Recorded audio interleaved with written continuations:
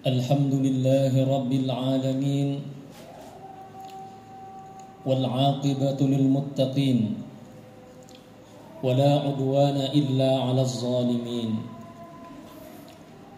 Ashhadu an la ilaha illallah wahdahu la sharika lah Wa ashhadu anna Muhammadan 'abduhu wa rasuluh Wa safiyyuhu min khalqihi wa habibuh بلغ الرسالة وأدى الأمانة ونصح الأمة وجاهد في سبيل الله حق جهاده حتى أتاه الله اليقين وتركنا على المحجة البيضاء ليلها كنهارها لا يزيغ عنها إلا هالك فاللهم فصل وسلم وبارك على هذا النبي الكريم وعلى آله وأصحابه ومن سار على نهجه إلى يوم الدين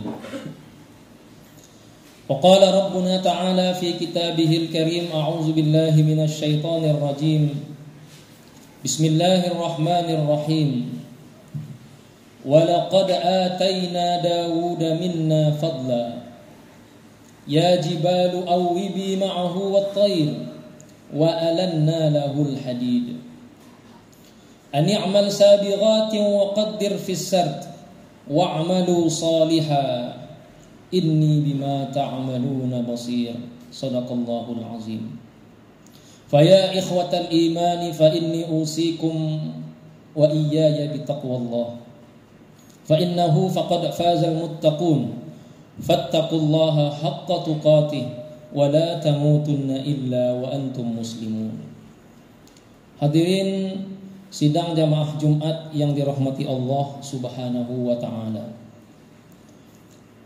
Di dalam kitab suci Al-Quran, Allah Subhanahu wa ta'ala banyak bercerita kepada kita, mengisahkan kisah-kisah para nabi, para rasul, orang-orang soleh, bahkan orang-orang durjana yang ingkar kepada Allah Subhanahu wa ta'ala. Semua itu untuk menjadi ibrah dan pelajaran bagi kita semua umat yang percaya kepada kitab Allah Subhanahu wa ta'ala. Salah seorang nabi yang diceritakan Allah di dalam Al-Quran adalah Nabiullah Daud alaihi salam. Nabi Daud alaihi salam yang hidup sekitar 1000 tahun sebelum Masehi. Setidaknya ada 16 kali Allah menceritakan perihal Nabi Daud di dalam Al-Quran, dalam ayat dan surat yang berbeda-beda. Ini menunjukkan bahwa sosok Nabi Daud merupakan sosok yang penting dalam ajaran agama kita. Nabi Daud diceritakan Allah dalam Al-Quran merupakan nabi yang luar biasa, yang mana beliau merupakan salah seorang ahli zikir. Saking hebatnya zikir Nabi Daud, maka ketika Nabi Daud ini berzikir, maka gunung-gunung dan burung-burung pun ikut berzikir bersama beliau. Dalam ayat yang kita bacakan di awal khutbah tadi, Allah berfirman dalam surat Saba ayat 10, Walaqad ataina Dawuda minna fadla. Sungguh telah kami berikan kepada Daud itu keutamaan yang besar dari kami. Ya jibalu awwibi ma'ahu wat-thair. Yang mana gunung-gunung dan burung-burung ikut bertasbih, berzikir bersama beliau. Sehingga para ulama menceritakan Nabi Daud ini membangun sebuah mihrab atau sebuah biara tersendiri khusus untuk beliau berzikir sehari-hari kepada Allah Subhanahu wa ta'ala. Tak hanya itu, Nabi Daud juga merupakan salah seorang nabi yang mandiri, yang tidak mau hidup dari pemberian orang lain. Beliau diceritakan oleh Rasulullah sallallahu alaihi wasallam, la ya'kulu illa min amali yadihi. Nabi Daud adalah seorang nabi yang tidak mau makan kecuali dari hasil tangannya sendiri. Dalam Al-Quran, dalam ayat yang kita bacakan tadi, Allah mengatakan wa alanna lahul hadid, dan kami lunakkan bagi Daud itu besi. Ani'mal sabighatin, wahai Daud, buatlah dari besi itu baju-baju besi yang kuat. Wa qaddir fis sardi, dan buatlah ukurannya menjadi senyaman mungkin. Wa'malu sholiha, dan beramal solehlah engkau. Inni bima ta'maluna basir, karena sesungguhnya aku maha melihat apa yang engkau perbuat. Jamaah yang dirahmati Allah Subhanahu wa ta'ala, jadi beliau merupakan salah seorang nabi yang mandiri, profesional, hidup dari tangannya sendiri, tidak pernah meminta-minta, dan lebih dari itu beliau merupakan salah seorang ahli zikir. Imam Al-Baghawi dalam tafsirnya mengatakan bahwa Nabi Daud dalam kesehariannya beliau membagi hari itu menjadi dua. Satu hari untuk berzikir dan satu hari untuk bekerja mencari nafkah. Ketika satu hari untuk berzikir, memang beliau habiskan satu hari itu untuk beribadah kepada Allah Subhanahu wa ta'ala. Beliau tidak mau diganggu, tidak keluar dari mihrabnya. Dan ketika bekerja pun begitu juga, beliau optimalkan untuk bekerja untuk mencari nafkah. Jamaah yang dirahmati Allah Subhanahu wa ta'ala, oleh karena itu kita kenal istilah puasa Nabi Daud. Karena beliau satu hari beribadah itu sekalian dengan puasa, lalu satu hari berbuka. Itulah yang kita sebut dengan puasa Nabi Daud alaihi salam. Sehari berpuasa dan sehari berbuka. Jamaah yang dirahmati Allah Subhanahu wa ta'ala, hingga datanglah suatu ketika Allah Subhanahu wa ta'ala mengangkat Nabi Daud ini menjadi seorang hakim. Dalam Al-Quran surah Al-Baqarah ayat 251 Allah menceritakan, wa atahu Allahul mulk wal hikmah, dan kami berikan kepada Daud itu kekuasaan, wal hikmah, dan kebijaksanaan, yaitu diangkat oleh Allah Subhanahu wa ta'ala menjadi seorang hakim yang harus memutuskan perkara di antara sama manusia. Wa 'allamahu mimma yasha, dan kami ajarkan kepadanya berbagai macam ilmu untuk tugasnya tersebut. Wa kunna li hukmihim syahidin, dan kami menjadi saksi, kata Allah Subhanahu wa ta'ala, atas putusan-putusan hukum yang telah ia putuskan. Jamaah yang dirahmati Allah Subhanahu wa ta'ala, ketika perintah Allah kepada Nabi Daud untuk menjadi hakim ini turun, Nabi Daud pun merasa resah, merasa gelisah, karena kebiasaan beliau berzikir dan bekerja selama ini menjadi terganggu. Oleh karena itu Imam Al-Baghawi dalam tafsirnya menceritakan bahwa setelah Allah mengangkat Nabi Daud menjadi hakim, maka Nabi Daud pun membagi harinya menjadi 3. Sehari untuk bekerja, sehari untuk berzikir, dan sehari untuk memutuskan perkara di antara sesama manusia. Jamaah, sidang jamaah Jumat yang dirahmati Allah Subhanahu wa ta'ala. Kemudian Allah menceritakan kepada kita dalam surat Shad suatu kisah yang sangat menarik, kejadian yang menimpa Nabi Daud alaihi salam. Allah berkata dalam Al-Quran, wa hal ataka naba'ul khasmi, wahai Muhammad, belum datangkah kepada engkau cerita tentang Nabi Daud ketika datang kepadanya naba'ul khasmi, 2 orang yang bersengketa. Istasawwarul mihrab, ketika 2 orang yang bersengketa ini memanjat pagar mihrabnya Nabi Daud alaihi salam. Izdakhalu ala Dawud fafazi'a minhum, 2 orang yang bersengketa ini naik memanjat pagar tempat mihrab Nabi Daud berzikir, fafazi'a minhum, dan beliau pun terkejut dengan kedatangan mereka. Qalu la takhaf, keduanya mengatakan, jangan takut wahai Daud. Khasmani bagha ba'duna ala ba'd, kami ini adalah 2 orang yang bersengketa, salah seorang dari kami menzalimi yang lain. Fahkum bainana bil haq, oleh karena itu berilah keputusan yang benar di atas kepada kami. Putuskanlah menurut kebenaran kepada kami berdua. Wala tushtit, dan janganlah engkau bersikap semena-mena. Wahdina ila sawa'is sirat, dan tunjukkanlah kepada kami jalan yang benar ataupun lurus. Jamaah yang dirahmati Allah Subhanahu wa ta'ala, dalam ayat ini kata guru kami Syekhuna Yusri Jabar Al-Hasani hafizahullahu ta'ala, Allah ingin menegur Nabi Daud alaihi salam bahwa pada hari beliau berzikir itu beliau menghabiskan 1 hari untuk beribadah kepada Allah Subhanahu wa taala. Tapi tiba-tiba pada hari itu datang orang yang bersengketa, yang tidak sabar ingin diputuskan perkaranya, datang memanjat pagar Nabi Daud alaihi salam sehingga beliau terkejut. Maka Allah Subhanahu wa taala menurunkan pada surat Shad ayat 26 kepada Nabi Daud, "Ya Daud, wahai Daud, inna ja'alnaka khalifatan fil ardh." Kami telah angkat engkau sebagai penguasa di atas permukaan bumi. Maksudnya sebagai seorang hakim. Fahkum bainan nas. Oleh karena itu tugasmu adalah memutus perkara di antara sama manusia. Wala tattabi'il hawa. Jangan ikuti kemauan dan keinginanmu sendiri. Fayudillaka an sabilillah. Karena itu akan menyesatkan engkau dari jalan Allah Subhanahu wa taala. Melalui ayat ini kata guru kami, Allah menegur Nabi Daud alaihi salam bahwa sikap beliau yang fokus beribadah sehingga melalaikan kewajibannya untuk mengadili di antara sesama manusia merupakan sikap yang keliru.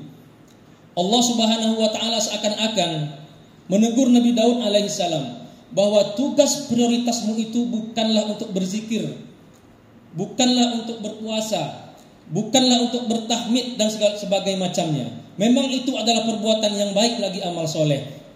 Tapi tugas prioritasmu adalah fahkum bainan nasi bil haq.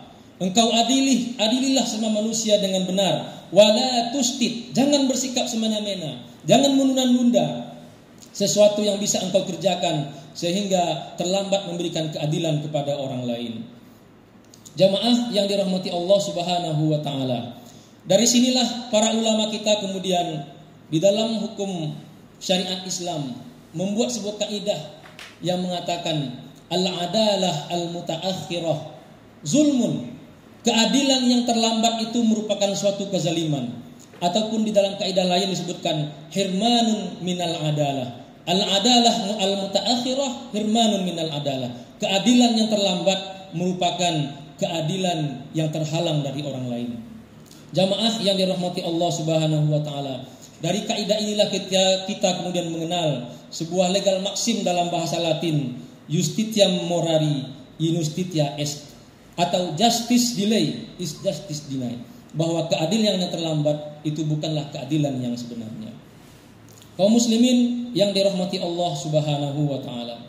Guru kami Syekhuna Yusri Jabar Al-Hasani mengatakan bahwa ayat ini menegur kepada kita semua, apapun profesi dan kedudukan kita, apapun amanah yang telah diberikan Allah Subhanahu wa taala, bahwa Allah Subhanahu wa taala menginginkan kepada kita ketika kita menduduki sebuah profesi, sebuah kedudukan, sebuah jabatan, Allah menginginkan kita agar kita profesional dan bersungguh-sungguh di dalam jabatan dan tugas tersebut.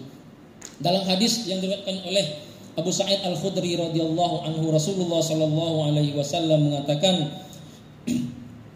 "Innallaha yuhibbu ahadakum iza amila amalan ayyutqinahu." Sesungguhnya Allah menginginkan kepada kalian ketika kalian mengerjakan suatu pekerjaan, dia profesional dalam pekerjaannya tersebut. Termasuk pekerjaan seorang hakim, termasuk menunda-nunda suatu pekerjaan keadilan. Rasulullah sallallahu alaihi wasallam dalam sebuah hadis yang sahih pernah mengatakan, "Matalul ghani zulmun." Ketika seseorang yang sudah mampu tapi tidak memberikan haknya kepada orang lain, itu merupakan suatu kezaliman, kata Rasulullah sallallahu alaihi wasallam. Jamaah yang dirahmati Allah Subhanahu wa taala. Oleh karena itu, kalau kita baca dalam kitab-kitab fikih, Al-Imam Abu Ibnu Maulud Al-Musili dalam kitabnya Al-Ikhtiyar fi Ta'lilil Mukhtar, beliau mengatakan, yukrahu lil qadi shaumut tatawwu'i yaumal qada li'annahu la yakhlu 'anil ju'. Bahkan seorang hakim itu, kata beliau, makruh bagi seorang hakim berpuasa sunnah pada hari dia di mana mengadili sebuah perkara.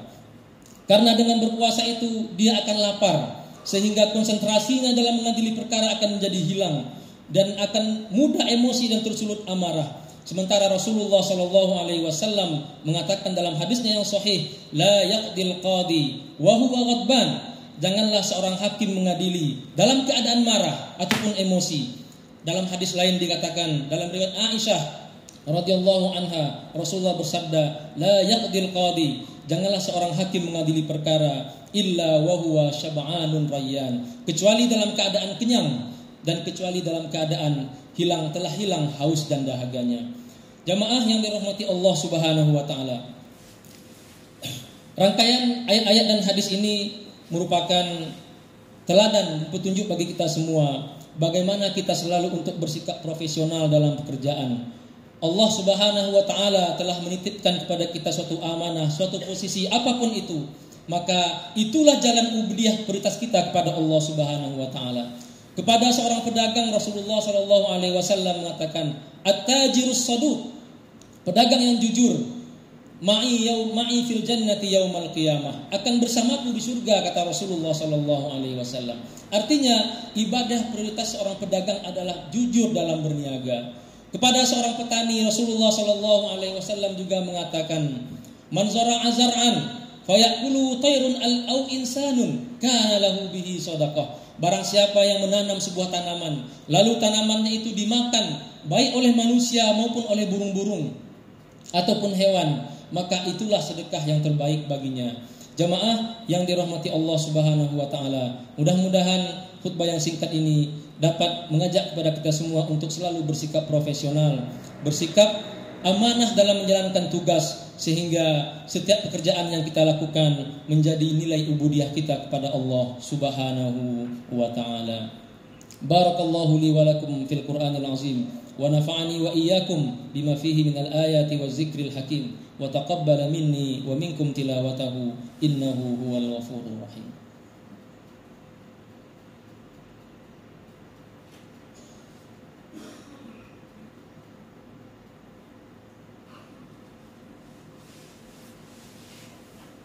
Alhamdulillah, nahmaduhu wa nasta'inuhu wa nastaghfiruh wa na'udzu billahi min shururi anfusina wa sayyiati a'malina. May yahdihillahu fala mudilla lahu wa may yudlil falan tajida lahu waliyyan mursyida. Asyhadu an la ilaha illallah wahdahu la syarika lah wa asyhadu anna Muhammadan abduhu wa rasuluh la nabiyya ba'dah. Wa 'alamu anna Allah ta'ala ya'murukum bi amrin bada'a fihi bi nafsihi وسنى بملائكته الذين يسبحون بقدسه وسلس بكم أيها المؤمنون فقال تعالى إن الله وملائكته يصلون على النبي يا أيها الذين آمنوا صلوا عليه وسلموا تسليما اللهم صل على محمد وعلى آل محمد كما صليت على إبراهيم وعلى آل إبراهيم إنك حميد مجيد اللهم بارك على محمد وعلى آل محمد كما باركت على إبراهيم وعلى آل إبراهيم إنك حميد مجيد اللهم اغفر للمسلمين والمسلمات والمؤمنين والمؤمنات الأحياء منهم والأموات إنك يا ربنا سميع قريب مجيب الدعوات يا ربنا يا قاضي الحاجات ربنا ظلمنا أنفسنا وإن لم تغفر لنا وترحمنا لنكونن من الخاسرين اللهم آت نفوسنا تقواها وزكها أنت خير من زكاها أنت وليها ومولاها يا أرحم الراحمين ربنا آتنا في الدنيا حسنة وفي الآخرة حسنة وقنا عذاب النار عباد الله إن الله يأمركم بالعدل والإحسان وإيتاء ذي القربى وينهى عن الفحشاء والمنكر والبغي يعظكم لعلكم تذكرون فاذكروا الله العظيم يذكركم واشكروه على نعمه يزدكم ولذكر الله أكبر وقوموا إلى صلاتكم.